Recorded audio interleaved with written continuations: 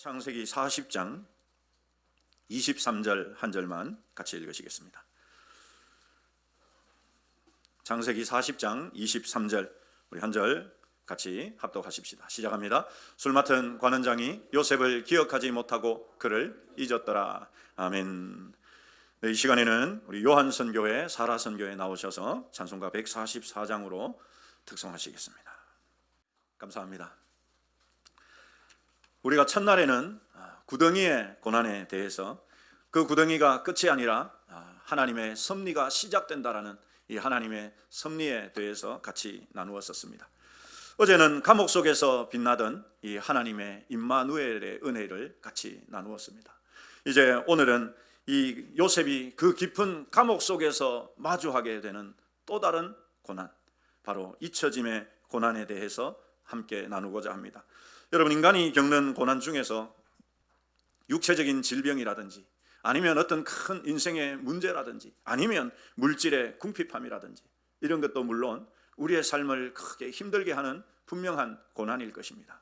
그러나 거기에 못지않은 고난이 있다면 바로 세상으로부터 내가 쓸모없는 존재로 여겨지고 철저히 잊혀진 존재가 되었다는 그런 절망감일 것입니다.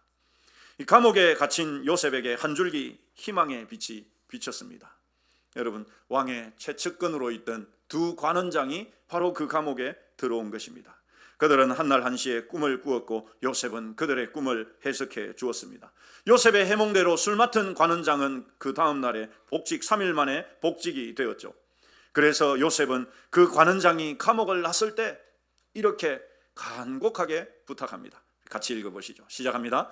당신이 잘 되시거든 나를 생각하고 내게 은혜를 베풀어서 내 사정을 바로에게 아뢰어 이 집에서 나를 건져 주소서. 여러분, 요셉이 특별히 강조한 말이 있죠. 나를 생각하고 나를 기억해 달라는 말이죠. 우리 좌우로 한번 인사하십시다. 나 좀 기억해 주십시오. 뭐 평소에 다 보고 아는 사람들인데요. 여러분, 그런데 이 요셉이 이렇게 부탁한 데는 이유가 있을 것입니다. 바로 요셉은 분명히 그렇게 생각했을 거예요.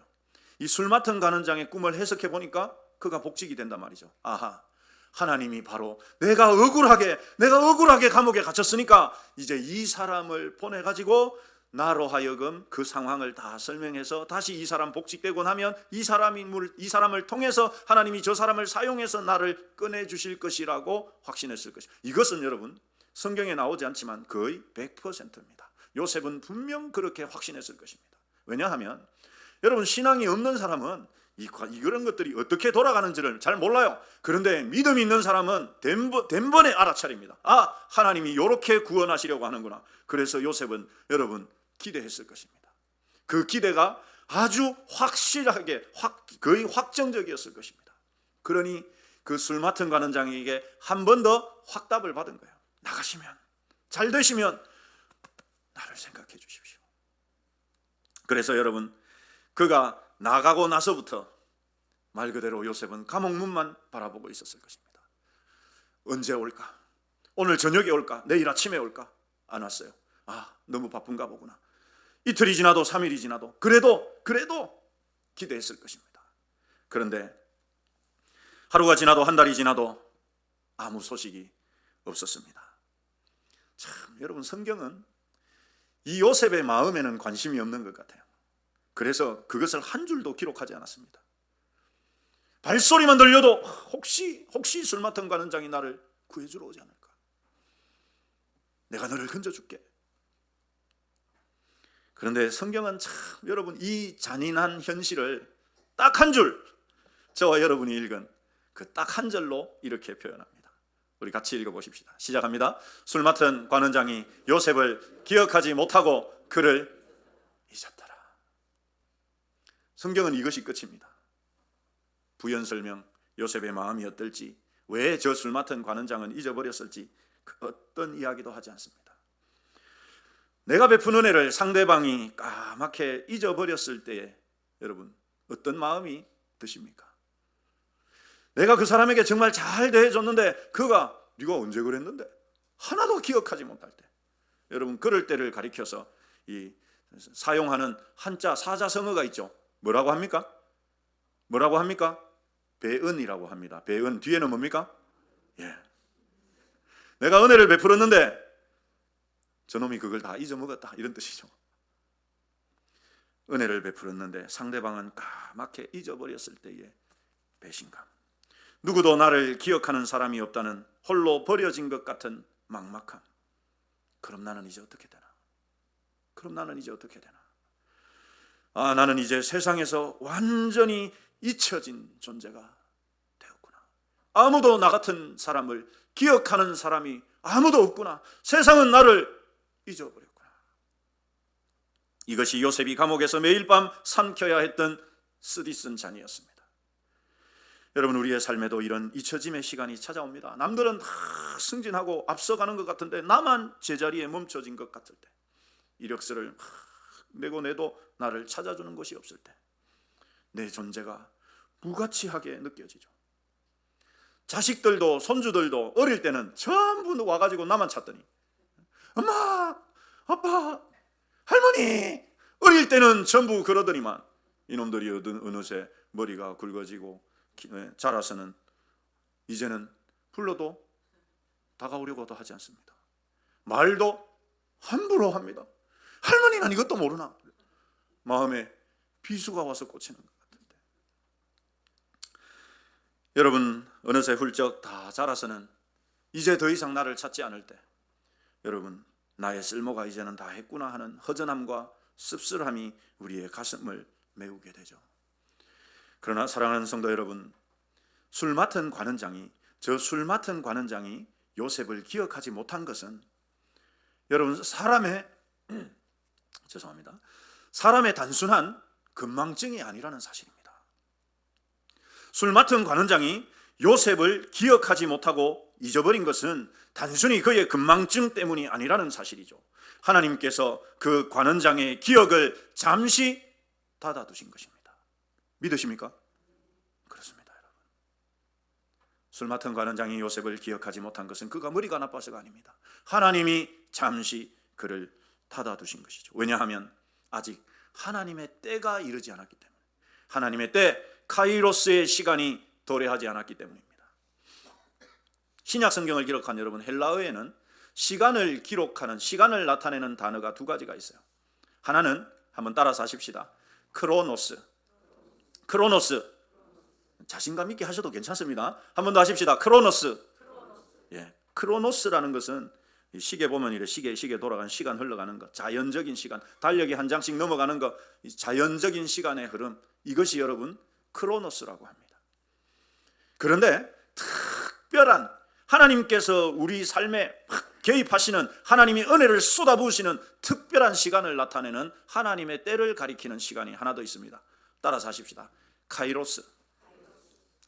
자신감 있게 하셔도 됩니다. 외국어라도. 카이로스. 특별한 시간. 하나님께서 은혜를 부어주시는 때, 카이로스입니다. 여러분, 술 맡은 관원장이 요셉을 왜 잊어버렸습니까? 아직 하나님의 카이로스가 이르지 않았기 때문에. 크로노스의 시간은 그냥 흘러가는 것. 분명히 하나님의 때가 있는데 아직 그 때가 오지 않았기 때문입니다. 만약 요셉의 기대대로, 그러니까 이 크로노스의 시간표대로 관원장이 요셉을 기억해서 그를 감옥에서 꺼내주었다면 어떤 일이 일어납니까? 하나님의 계획이 오히려 엉망이 돼요, 여러분. 그러면 그렇게 나왔다면 요셉은 다시금 보디발의 집에 노예로 돌아가거나 아니면 이름 없는 자유인으로 사라져 버렸을 것입니다. 하나님은 요셉을 자유인으로 만드는 것이 하나님의 계획이 아니었거든요.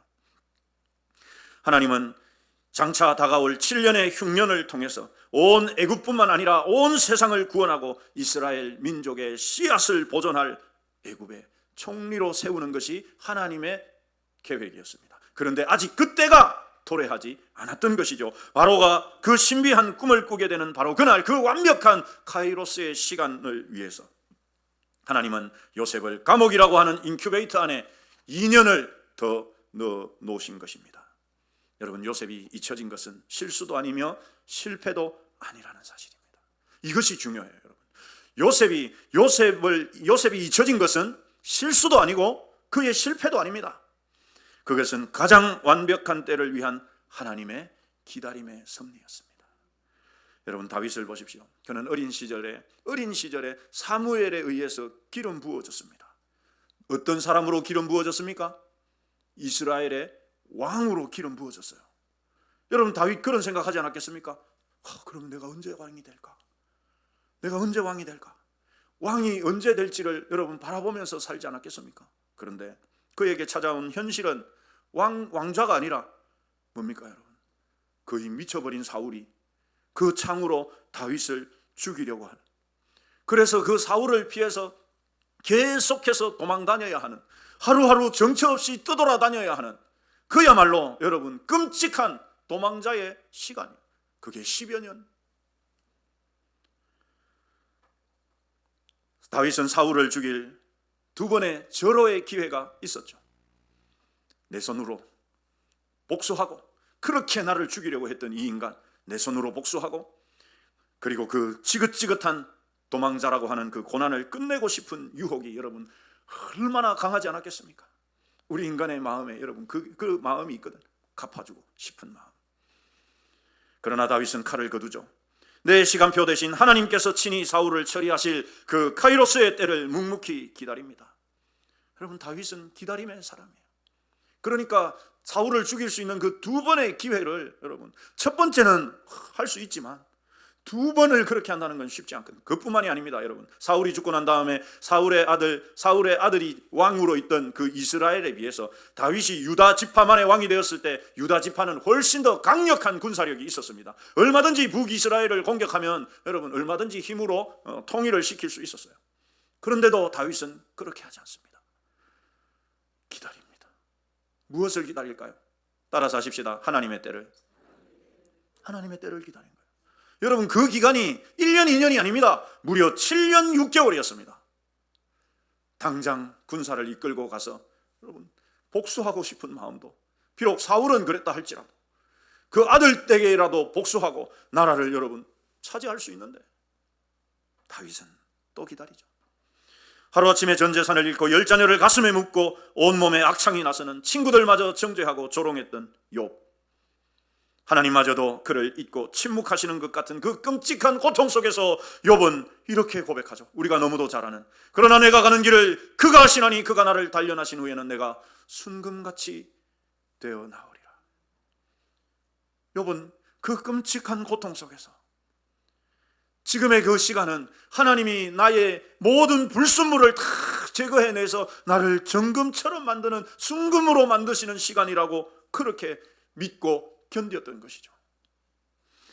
여러분 우리 예수님은 어떠셨습니까? 온 우주의 왕이셨잖아요. 하나님의 아들이셨잖아요. 그런데 여러분 저 갈릴리 촌구석에서 30년을 이름 없는 목수의 아들로 기다리며 보내셨습니다. 뿐만이 아니죠. 여러분 십자가 위에서도 처절한 잊혀짐과 버림받음의 고통을 당하셨습니다. 믿었던 사랑했던 제자들마저도 모른다고 다 도망쳐버렸고, 세상 모든 사람들이 주님을 등졌고, 우리 성부 하나님마저도 죄짐을 진 아들에게서 고개를 돌리셨습니다. 그 처절한 단절의 십자가 위에서 예수님은 자기 능력으로 천사들을 이끌고 내려와서 동원해서 그 십자가에서 내려오지 않으셨습니다. 예수님의 인내를 히브리서는 이렇게 우리에게 알려줍니다. 우리 같이 읽으십시다. 시작합니다. 그는 그 앞에 있는 기쁨을 위하여 십자가를 참으사 부끄러움을 개의치 아니하시더니 하나님 보좌 우편에 앉으셨느니라. 예수님은 사흘 뒤에 열릴 부활의 아침, 곧 온 인류가 구원받을 그 영광스러운 카이로스의 때를 바라보시면서 온갖 치욕과 부끄러움과 고통까지도 참고 기다리셨습니다. 사랑하는 성도 여러분, 기도 응답이 지연되어서 답답하십니까? 나만 세상에 뒤처지고 잊혀지는 것 같아서 두렵고 불안하십니까? 사람들은 우리를 잊을지라도 하나님은 결코 우리를 잊지 않으십니다. 이사야 49장 15절, 여인이 어찌 그 젖 먹는 자를 잊겠으며 자기 태에서 난 아들을 긍휼히 여기지 않겠느냐. 같이 읽겠습니다. 그들은 혹시 잊을지라도 나는 너를 잊지 아니할 것이라. 내가 너를 내 어디에 새겼고? 손바닥에 새겼고. 왜 하나님이 내 이름을 손바닥에다 새기실까요, 여러분? 어떤 사람은 왕자를 이렇게 새겼는데 얼마나 왕이 되고 싶었으면. 그런데 여러분, 왜 하나님께서 내 이름을 손바닥에 새기실까요? 왜 그러실까요? 예. 우리 하나님이 손바닥이 어디 있고 여러분 그 손바닥에다 뭘 새기시겠습니까? 그러나 우리를 위해서 말씀하시는 거죠. 우리가 뭐 잊어먹을까 싶으면 어떻게 합니까? 손바닥에다 적어놓는 것처럼 하나님도 그렇게 너를 잊지 않고 기억하신다. 내가 너를 결코 잊지 아니할 것이다. 하나님의 약속하신 것입니다.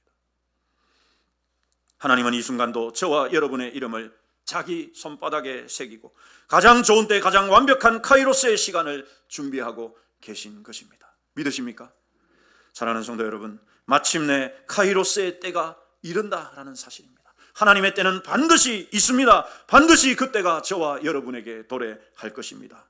그래서 그때가 도래하면 하나님께서 우리를 기억하시고 건져내시고 이끌어 올리셔서 가장 영광스러운 방법으로 귀하게 세워주실 것입니다. 이 새벽에 인내하며 기도하는 우리 모두에게 주님의 때가 속히 이르고 그 기쁨과 영광의 날이 속히 이르게 되시기를 주님의 이름으로 축원합니다. 우리 이 시간 찬송 너 예수께 조용히 나가 우리 같이 찬송 부르십시다.